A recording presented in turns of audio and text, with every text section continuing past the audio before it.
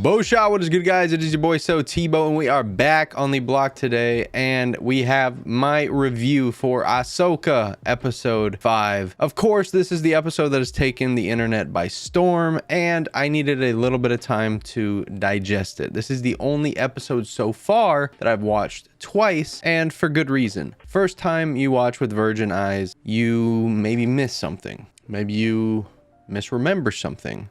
So giving it a nice rewatch, I was able to pick up a couple of themes that I felt haven't really been talked about much. And we're going to discuss those in this video. Before I get started, if you guys could drop a like-ski, manike-ski, and hit that sub button from Death Star range, I would massively appreciate it, as we are on the road to 4K.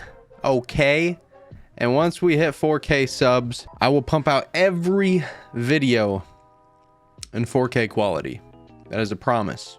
Right now we're rocking, I believe, 1440, and we're rocking 21:9, right? Yeah. No, we're rocking 18:9 aspect ratio, which is what the iPhones be rocking with.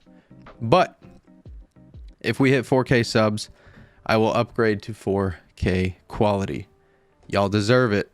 I deserve it. We all deserve it here at the Teeko Club. But with that all being said, and without further ado, let's get right into episode 5 of Ahsoka.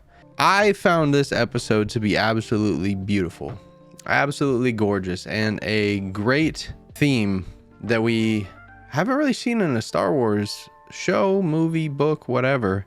And that is a similar theme of the ghost of Christmas past, where they take Ebenezer Scrooge back through his life to see what he did wrong in order to make him change his ways in the present.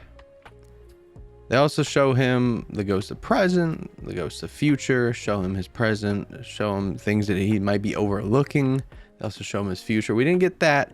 I'm kind of glad that we didn't get that, because we got to see through Anakin what Ahsoka maybe misremembered about her teaching and how it can better her as a teacher as well, working with Anakin and moving towards her teachings of Sabine.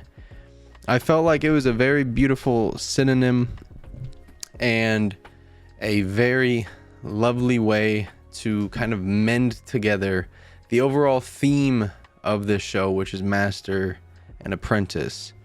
And we were able to gain a lot of insight on just how it really was in the Clone Wars, and you got to see the context of really how much of a child Ahsoka really was, and it was beautiful to see.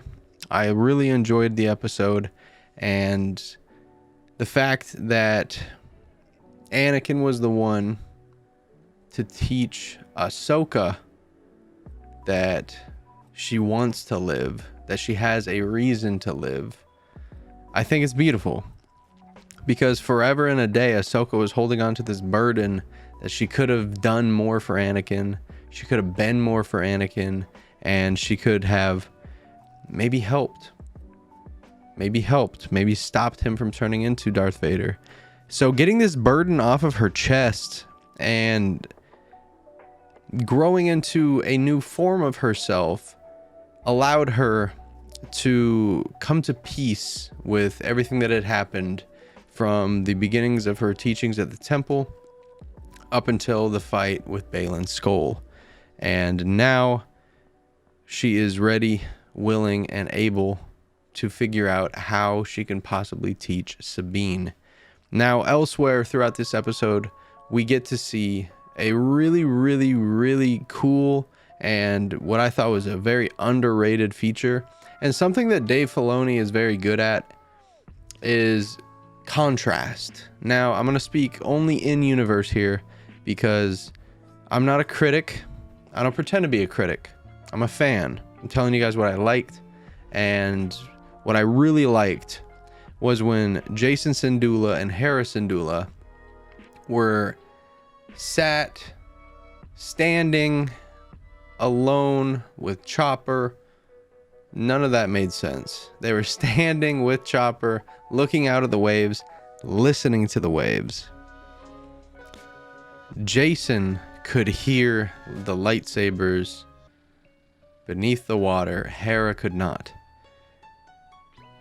It was a beautiful show of contrast that you get to see from someone whom is so in touch with the Force and someone who is not in touch with the Force. And we see this everywhere throughout this show. This show is scattered with contrast, and I love it. It's wonderful.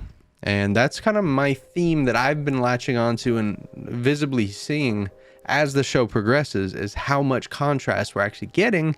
And contrast is amazing for world building, and you get to see that with Baylan and Shin, for example. Baylan is much more methodical, decisive, whereas Shin is much more attack, attack, attack, attack. Baylan, he gets there, but only if he has to get there. You see that when he really doesn't want to fight Ahsoka. And once he has to fight Ahsoka, he takes his time. He disrobes slowly. He forms up slowly. He ignites his lightsaber slowly. He battles slowly. And then he finally gets there. Shin is all out attack from the moment that we see her. Think about it. Baylan on the New Republic ship is slow. All he wants to do is just go and grab Morgan. He gets stopped. He can no longer move. So if something halts his progress, that instantly puts him into attack, right? It's contrast everywhere, and I love it. It's gorgeous, and it's one of my favorite things inside of a show because it allows you to bond with characters, because you can individually piece them apart from each other. Like, oh, I like Shin because of this. I like Baylan because of this. I like Ahsoka because of this. I like Anakin because of this. They're all different. And I love different. There's not a lot that's the same. When the cool thing is, all of these themes are master and apprentice. Yet it's just completely different for each relationship that we have seen so far. And I couldn't be happier with this episode. I won't spoil too much, as I don't really like to spoil too much, but I will just say that it was very nice to see the flashbacks that we saw. Now, one of the biggest talking points right now is whether or not people would like to see a Clone Wars live action show. And I tweeted something about this earlier today, and I'm going to expand upon it here. Unpopular opinion, but I don't think a Clone Wars live action show should be made. Reason being, the animated Clone Wars was magical in its own sense, and it told a lot of stories that we didn't even know of, stories that we didn't know could be told. And I don't know how many more stories could be told in a live action Clone Wars show. Rather, I think a live action Tales of the Jedi would be something that I would like to see. And of course it'd be a risk.